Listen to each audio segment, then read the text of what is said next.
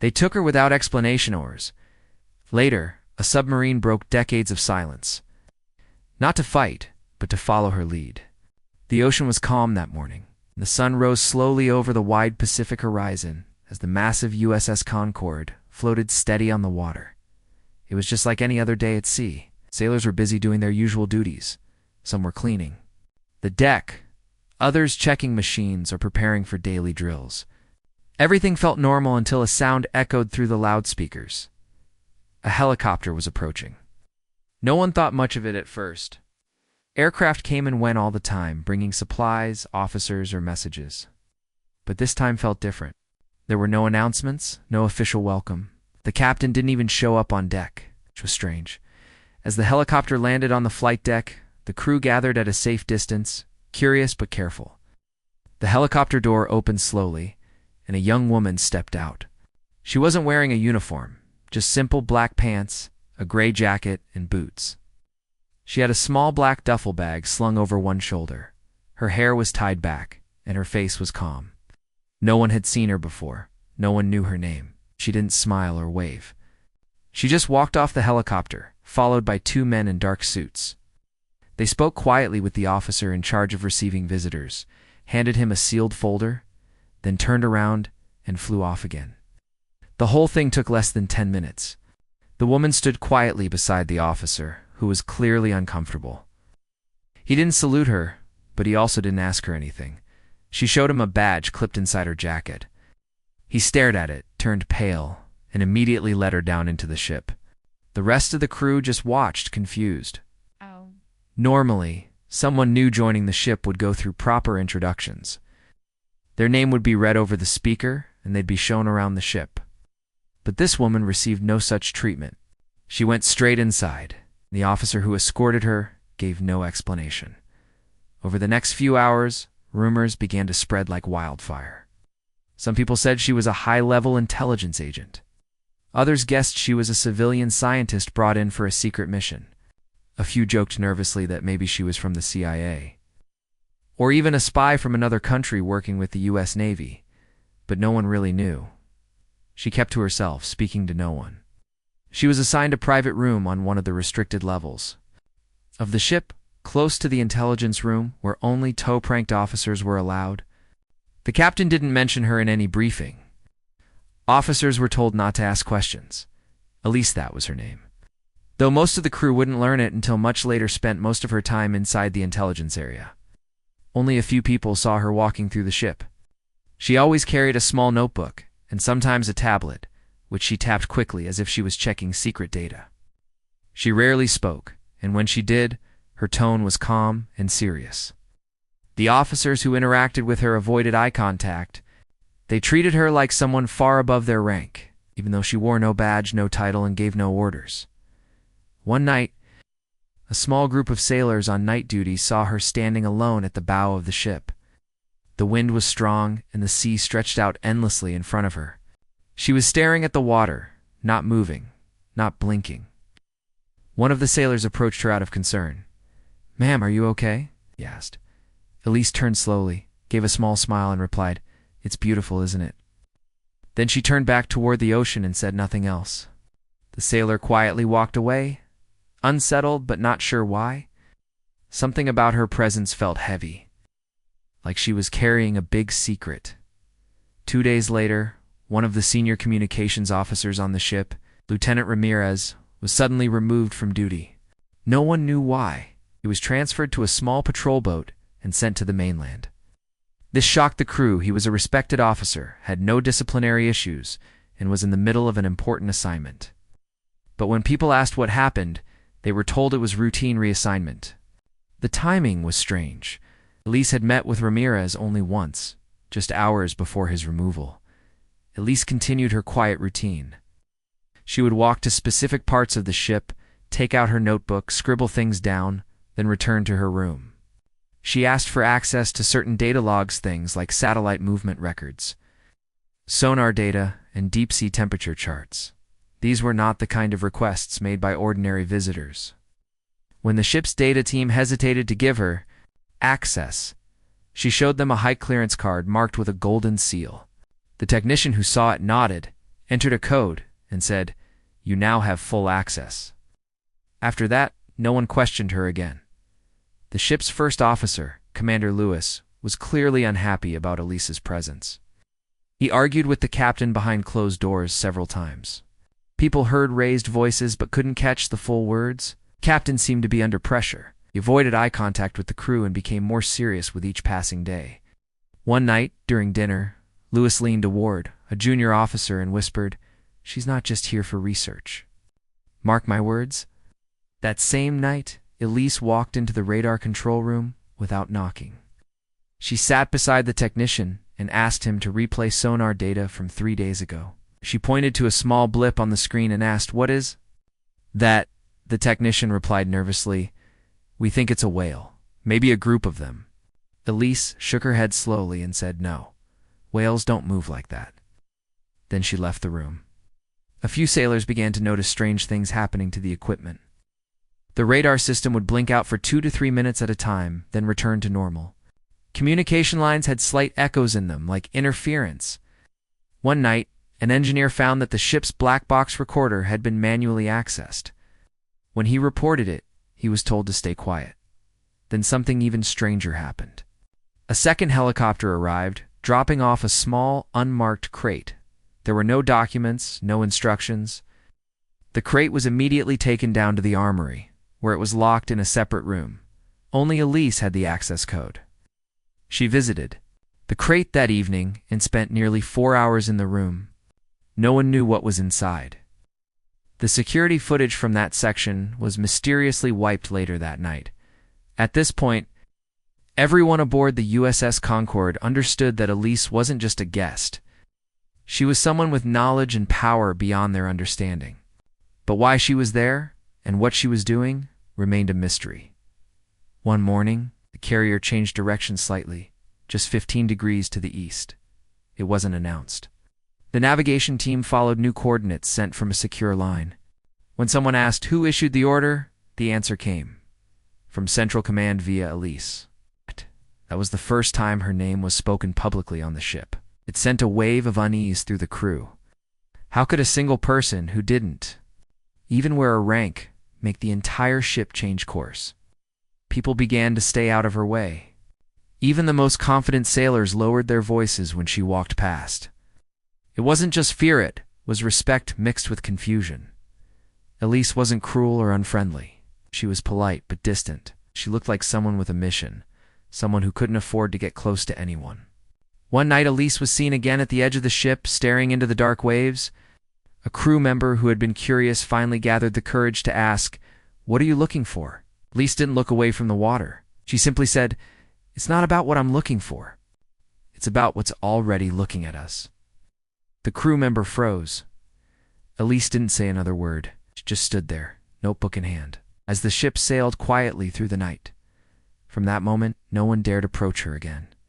The ship's atmosphere began to change. There was an unspoken tension in the air, like something was coming. Elise's quiet presence had turned the USS Concord from a normal carrier into a vessel on alert. The crew didn't even know what for. Some men started to have trouble sleeping. Others talked in hushed tones about strange noises coming from the sea. And always Elise was there, watching, listening, waiting. After Elise arrived, the atmosphere on the USS Concord had changed. People had gotten used to her silent presence, but they could feel something strange happening all around them. It wasn't just her quiet behavior or the secrecy around her. Work. There were things going wrong with the ship, things that couldn't be explained so easily. It started with the radar system. For a few minutes each day, the screen would show odd signals, small, moving shapes deep under the water. Then, the screen would go black for a few seconds and come back to normal. The officer said it was a technical problem, but the sailors weren't so sure. The radar team tried to reset the system. They checked the software, the connections, even the satellite links, but found nothing wrong. Every time they ran tests, everything looked perfect. Yet the same strange blackout kept happening. One time, a technician zoomed in on one of the strange shapes before the blackout hit. The object was deep underwater, moving at a high speed, but it didn't match any known submarine or sea creature. The technician told his officer, but the report never made it to the captain. Someone had deleted it from the system, not long after. That another strange thing happened. A helicopter arrived in the middle of the night. That was unusual. Deliveries were usually done in daylight, with paperwork and announcements. But this one had no markings, no crew names, and no lights. It hovered above the ship, dropped a small metal crate onto the deck with a cable, and left without landing. The crate was the size of a small washing machine, silver, with no label or writing. Elise arrived on the deck moments later, as if she already knew it was coming. She ordered 2 guards to carry it below to the restricted storage room next to the armory. She didn't speak much, only said, "Handle it carefully. No one opens this except me." That night, Elise stayed in the armory with the crate for hours. No one knew what she was doing. A guard posted outside heard mechanical sounds typing, and once, just once, a low humming noise that made the light bulbs flicker for a second. When Elise came out, she looked tired but calm. She locked the room and handed the keycard back to herself. From that day on, the crate was never spoken about again. After that, Elise began asking for strange data. She wanted detailed sonar readings from areas far below the ship. She requested ocean temperature logs that went down thousands of meters deep. She asked for satellite images of empty parts of the ocean with no land nearby. The officers were confused, but her clearance left them with no choice. She also asked for one thing that made everyone uncomfortable: underwater sound patterns. She wanted to listen to what the deep ocean was saying. She wanted to hear movements that no human ear had heard before. One officer asked her why she wanted such data. She looked at him for a long time and finally said, "Because there's something down there, and it's moving." That answer spread through the ship like a cold wind. Some sailors laughed nervously. Others didn't sleep well after that.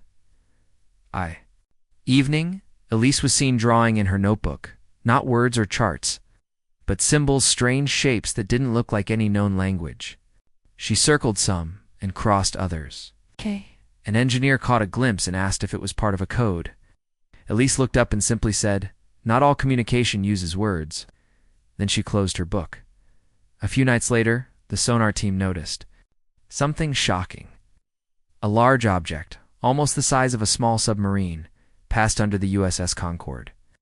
It moved fast, too fast, for any known underwater vehicle. It didn't match any sea life either. The sonar couldn't lock onto it, and when they tried, the whole system went dead for 10 seconds.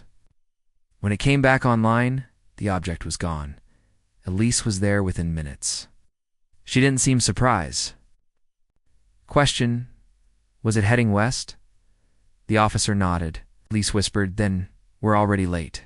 People started noticing that Elise wasn't sleeping. She was working day and night, taking notes, studying maps, marking locations across the Pacific Ocean. She even skipped meals. A young sailor once offered her coffee, but she smiled softly and said, "Thank you. But if I drink coffee now, I won't be able to calm my mind later." That answer didn't make much sense to him, but she seemed kind, just distant, like she didn't belong to this world. One night, the captain and Elise had a long, private meeting. The next day, the ship changed course, again this time slightly northeast. No one was told why. Elise had given the captain a set of coordinates and told him to trust her. She said something about an ancient undersea trench that had shown unusual energy readings. The captain didn't like taking orders from someone outside his command, but he obeyed. Something about Elise made even the highest-ranked officers nervous around that time. Someone overheard Elise sending a transmission from the communications room. She was speaking quietly into a secure radio, using strange codes. The only word the sailor recognized was Leviathan. It was spoken once, clearly, like it meant something serious. The sailor reported it, but the message vanished from the log. When asked about it later, Elise said, "There are some names that are older than ships, older than maps. Sometimes we borrow those names for things we don't understand yet." Her words sent chills down the sailor's spine. The crew's behavior started to change too. Some men began having strange dreams of dark oceans, of massive shadows moving beneath the waves.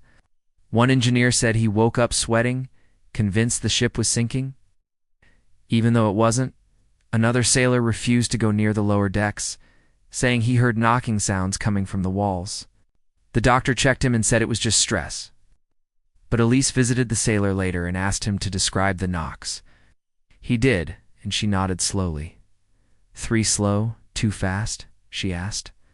The sailor stared at her and whispered, "Yes. How did you know?" Even more odd was that the ship's animals, the few dogs and cats kept as mascots, began acting strange. One dog howled for 3 hours straight and refused to eat. A cat hid in the supply room and wouldn't come out for 2 days. People joked about ghosts, but no one was really laughing. Another weird thing happened on the upper deck. A crewman was looking out at the sea with binoculars when he saw something shiny under the water. A flash of metal or light that vanished in seconds. He shouted and others came running, but by then it was gone. Elise was there within minutes. She asked for the exact direction and time. She didn't even seem surprised. She just wrote something in her notebook and walked away. Finally, one morning, Elise sent a message using the emergency satellite line. No one knew what she said, but within hours, the captain received a reply that changed everything. He was told to prepare for Phase 2. No one knew what that meant. Everyone could feel the tension grow thicker. It was like the whole ship was holding its breath. And then, the strange crate in the armory began to make noise. Not loud, just a soft hum, like an engine starting far away. The guard on duty called Elise. She arrived quickly, put her hand on the crate, and closed her eyes. The sound stopped. She looked at the guard and said, "It's awake now." When he asked what she meant, she simply said, "We don't have much time. Get the captain." That was the moment when people stopped treating her like a guest or even a strange officer. They started looking at her like someone who knew something too big for ordinary people. She didn't act like a leader, but people began following her. Without question, over the next 2 days, Elise worked directly with the communications team. She set up a private signal frequency not listed in any of their books. She said it had to be played underwater at a very specific depth. The message it carried wasn't in any human language. It was a series of pulses, tones, and echoes. When one officer asked what the message meant, Elise answered, "It's a warning and a welcome. We're letting it know we see it, and that we're not afraid." The message was sent. The ocean remained quiet, but deep inside the USS Concord, everyone knew something had just begun. The morning started like any other on the USS Concord. The ocean was quiet, and the sky was clear. The crew moved about the ship, doing their jobs, trying to act like everything was normal. But deep inside, everyone felt something was off. It had been building up for days. The strange signals on sonar, the mysterious crate, the radar blackouts. Of course, Elise. Her presence had changed everything. She wasn't loud or demanding, but the silence around her made people uncomfortable. It felt like she knew something they didn't, something big and dangerous. And then it happened. Without warning, a large helicopter appeared over the ship. It came fast and low, no prior message, no identification.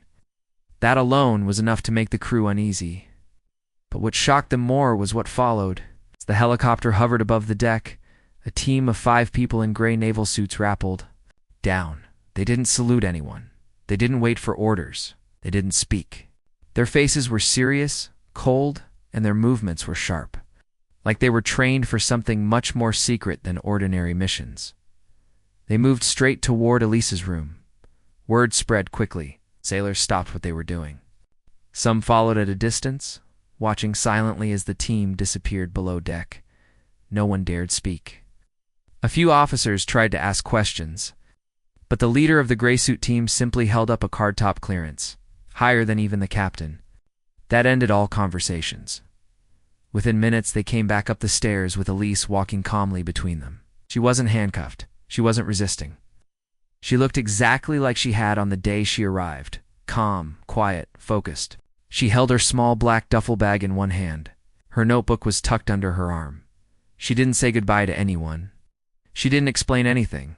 She just walked to the helicopter, stepped inside, and disappeared into the sky.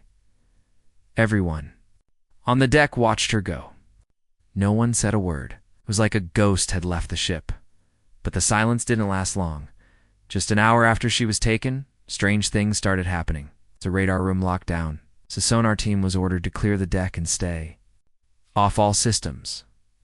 Then, an emergency meeting was called.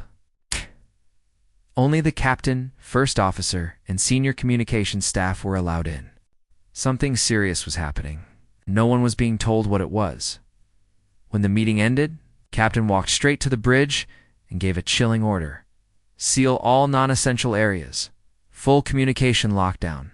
No outside contact. This was not a drill. This was real. Soon after, a message arrived. It didn't come through the regular channels.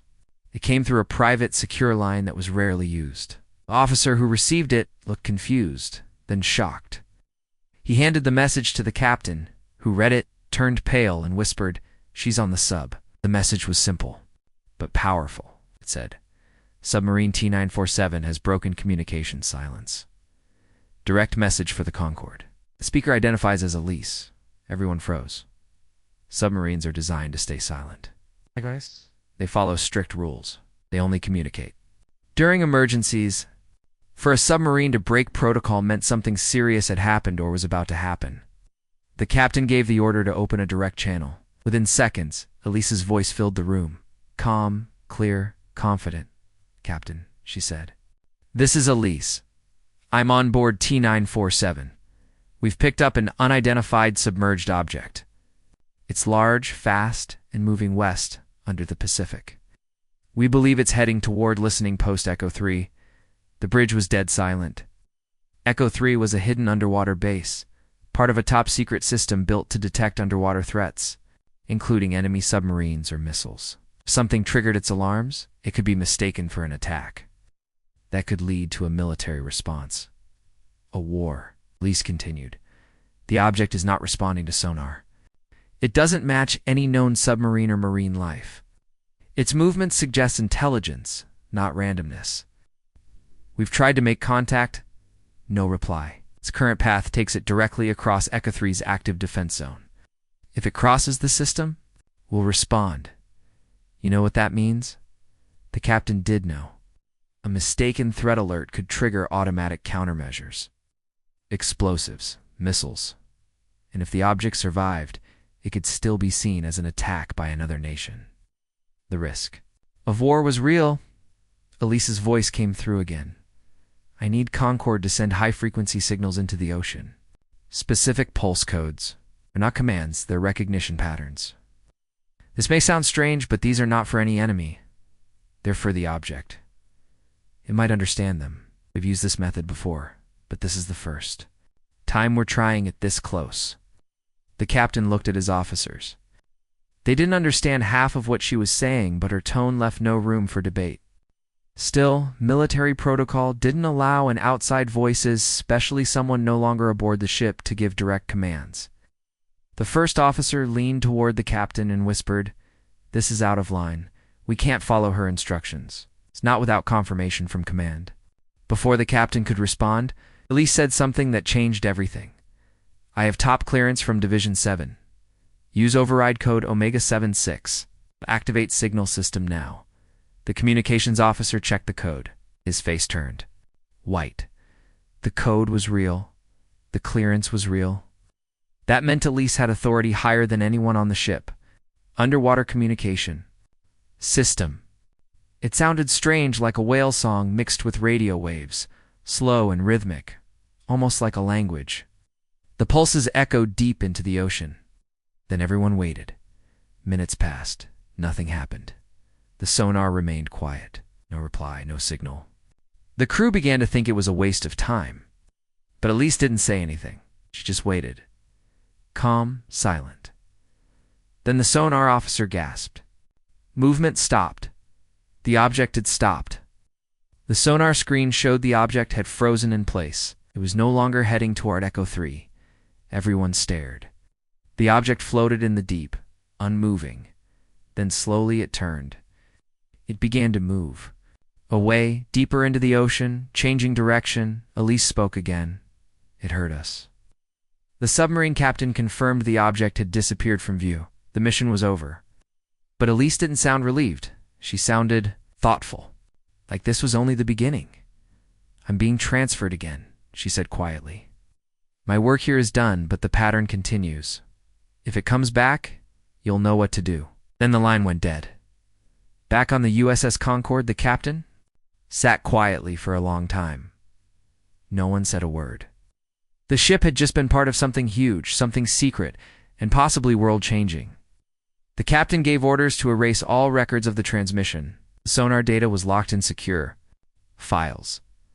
Everyone involved was told not to speak of the event again. Officially, nothing had happened, but unofficially, the crew knew better. They had watched Elise arrive without a word. They had seen her taken without a sound, and now they had heard her voice from the deep guiding a submarine, controlling a ship, and stopping something no one understood. Many questions remained. What was the object? Why did Elise know about it? How did she know how to speak to it? But no one dared ask. Not yet. They just knew one thing. Elise was not a regular person. She was something more, whatever she had come to do on the Concord. It wasn't finished, because deep beneath the ocean, something had heard her, and it had listened. The air inside the submarine was thick and silent. The crew of T-947 had never broken protocol before.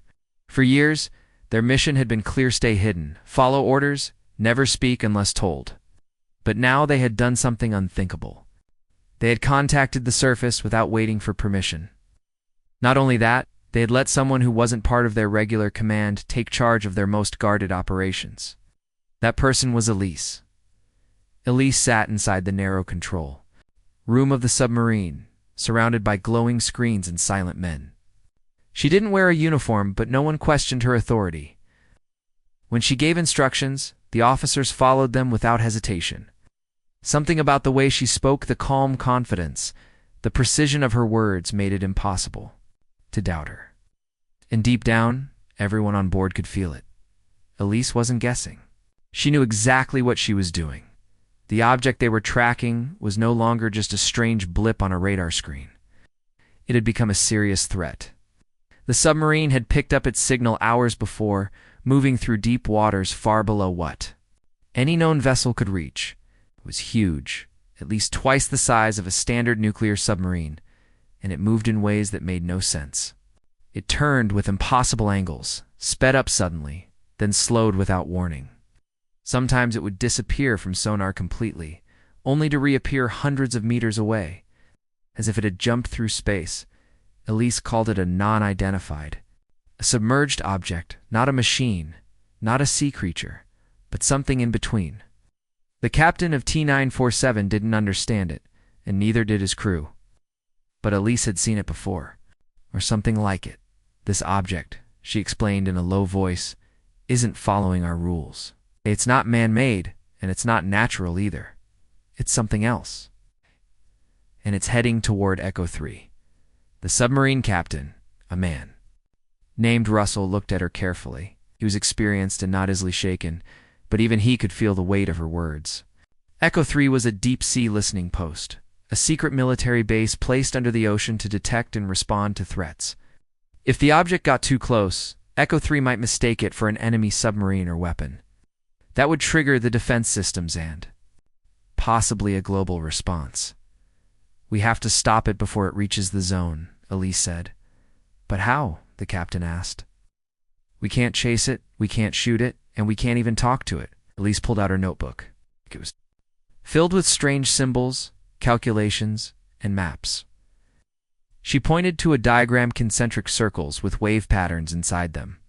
"We don't need to chase it," she said. "We need to let it know we're here. We need to speak its language." That's when she told the captain about the signal, specific pattern of deep-sea pulses, a code that had been created not for humans, but for them, whoever or whatever they were. Elise had worked for a department so secret that even most generals didn't know it existed. Division 7, a group that dealt with anomalies, unknown technologies, things that couldn't be explained by normal science. And this object, this silent, fast-moving shape in the ocean, was exactly the kind of thing Division 7 had been preparing for. She gave the submarine crew a set of pulse code short bursts of sound, low-frequency vibrations that would travel far under the sea. The message had no words, only patterns. Elise believed the object would recognize the message as a form of communication, maybe even a warning. But what if it doesn't respond? The captain asked. Elise looked straight ahead, her eyes serious but calm. Then we have to show it. We mean no harm, but if it doesn't stop, we have to redirect it, force it away. They began preparing immediately. The submarine's sound system was updated with Elise's codes. Wasn't easy, the equipment wasn't made for this kind of message. The engineers had to bypass several systems, connect wires manually, and adjust settings they had never touched before. But they did it, because everyone believed that whatever was coming, it was too big to ignore. While the crew worked, Elise remained in the sonar room, watching the movement of the object. It was still approaching the danger zone, moving slowly now, as if it sensed something ahead, and without warning, it stopped. Elise leaned forward. Her fingers tapped lightly on the desk, waiting. The crew looked at each other, unsure of what to make of her words. Waiting? Why would an object like that wait? Play the signal, Elise said. The sound team activated the frequency. The deep-sea pulses echoed through the water like long, low whale songs. Everyone held their breath. For a minute, nothing happened. Then the sonar pinged. The object had moved, but not forward. It had turned. Cheers broke out in the room. The crew clapped each other on the backs. The captain gave Elise a long, thoughtful look. You were right. But Elise wasn't celebrating. She was focused on the sonar screen. The object had turned, yes, but now it was circling. It's curious, she said softly. It wants to understand who we are. That's when she made a risky decision. Get me a line to the Concorde, she said. The captain hesitated. We're not supposed to open surface communications without permission. This would be 2 protocol breaches. Elise looked at him with quiet intensity. We've already broken one. You really think this is the time to play by the book? He gave the order. The Concorde answered the call, and Elise gave them new instructions. The carrier would send out another signal from the surface, more powerful version of the same pattern. She believed that with both the submarine and the ship working together, the object would realize it was being watched from above and below. Maybe then it would back off completely. The Concorde followed her orders. The signal was sent. The response was immediate. On sonar, the object began to move rapidly upward toward shallower water.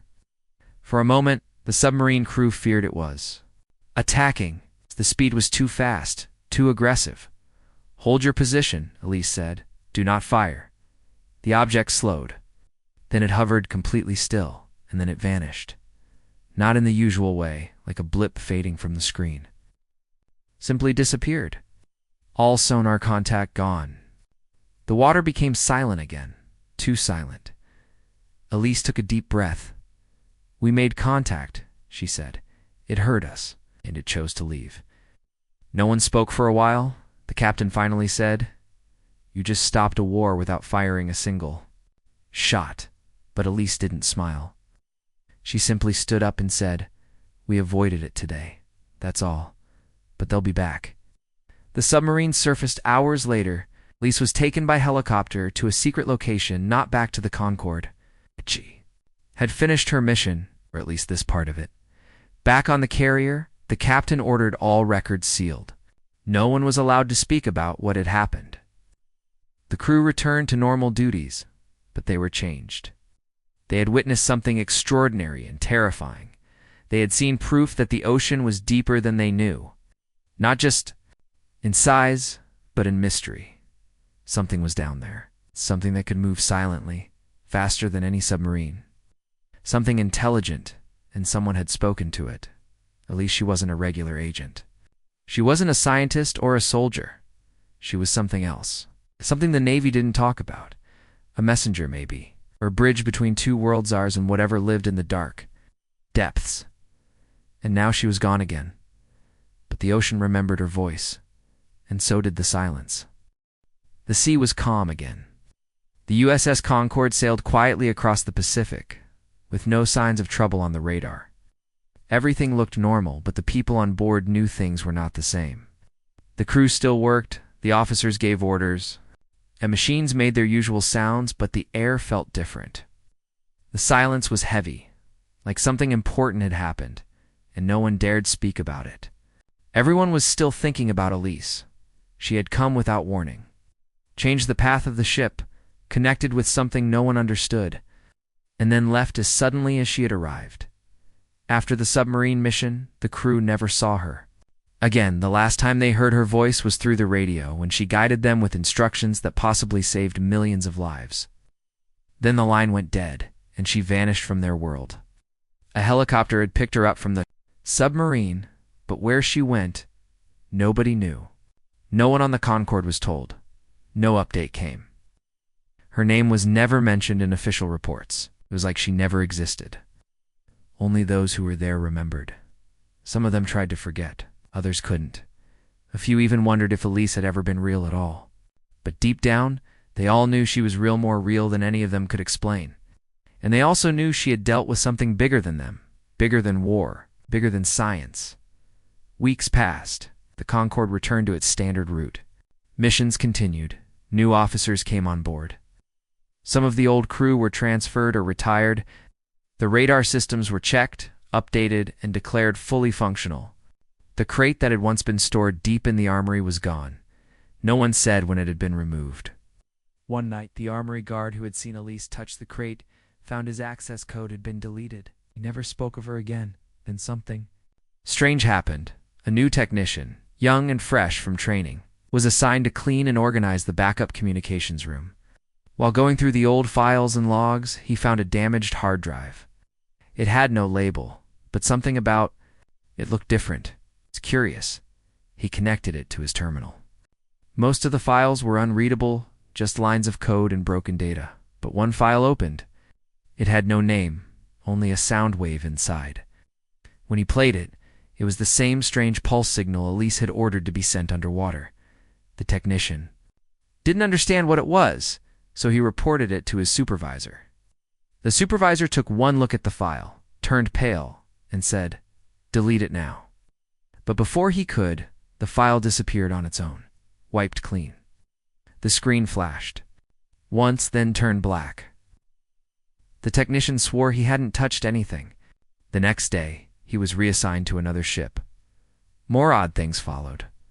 One night, crewman was alone on deck, looking out at the ocean. The sky was cloudy, and the moon was hidden. As he stared into the water, he saw something strange, something glowing far beneath the surface. First, he thought it was a light from the ship, but then it moved.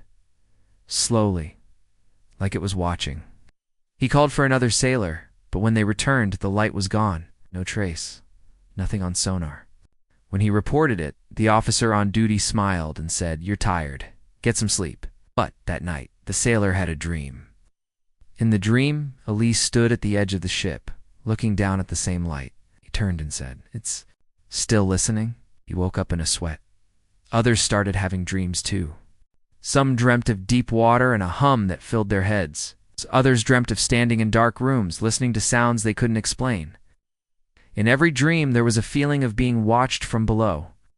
One officer dreamed he was inside the submarine again, but this time, the object from the deep rose up and came face to face with the vessel. It had no eyes, no mouth, but somehow it was staring at him. Elise was there too, calm as ever, saying this is only the beginning. He didn't sleep for 3 nights after that. One of the older crew members, someone who had been on the ship for over a decade, broke silence one day in the mess hall. He said, "You all think she was just some expert, some agent. She wasn't. That woman was the message. Whatever she warned us about, it's still out there." People laughed nervously, but no one argued. Months later, a retired sailor from the USS Concord spoke anonymously in an off-the-record interview. He didn't give his name or rank, but he told the story of Elise. He described her arrival, the sealed crate, the submarine mission, and the signal sent into the ocean. He talked about the unknown object and how it stopped after receiving Elise's pulse message. The interviewer asked, "Do you think she saved the world?" The man paused and said, "I don't know if she saved the world, but she bought us time." The interviewer asked another question. "Who was she?" The sailor replied, "That's what we all wanted to know. She wasn't in the system. She didn't carry a weapon. She didn't take orders. But somehow everyone obeyed her. It was like she was part of something older. Older than the Navy, older than governments. She walked like someone who had seen the edge and come back." That interview was never aired. It was deleted from the station's archives. Even the journalist who recorded it was warned not to speak. Of it again, still, stories continued. Sailors transferred to other ships whispered about things they had seen. One said he saw a small vessel on radar, deep underwater with no ID number, moving in a pattern that looked like the same signal Elise had used. Another claimed to have picked up echoes that matched her voice, faint and distant, coming from beneath the Mariana Trench.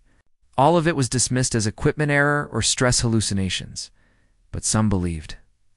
Then, almost a year later, something very unusual happened. In the middle of a routine satellite check, a U.S. Navy team detected a depletion flare in energy spike from the bottom of the sea.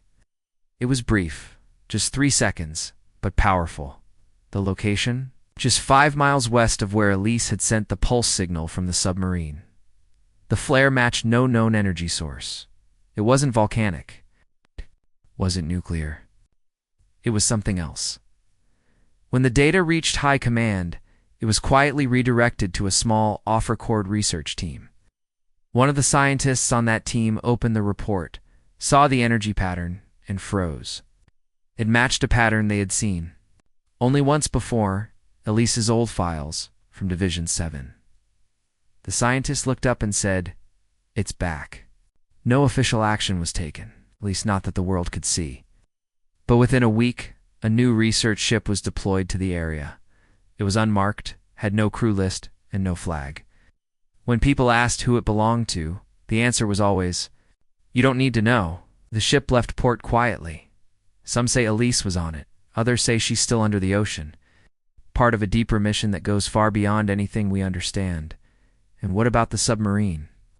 It was reassigned. 2. Its crew was scattered to different locations. The logs from that mission were sealed permanently. But sailors talk. They say the submarine was fitted with new equipment, designed not to detect enemies, but to listen for something else, something that doesn't speak in words, something that might return. And what about the object that vanished? It was never seen again.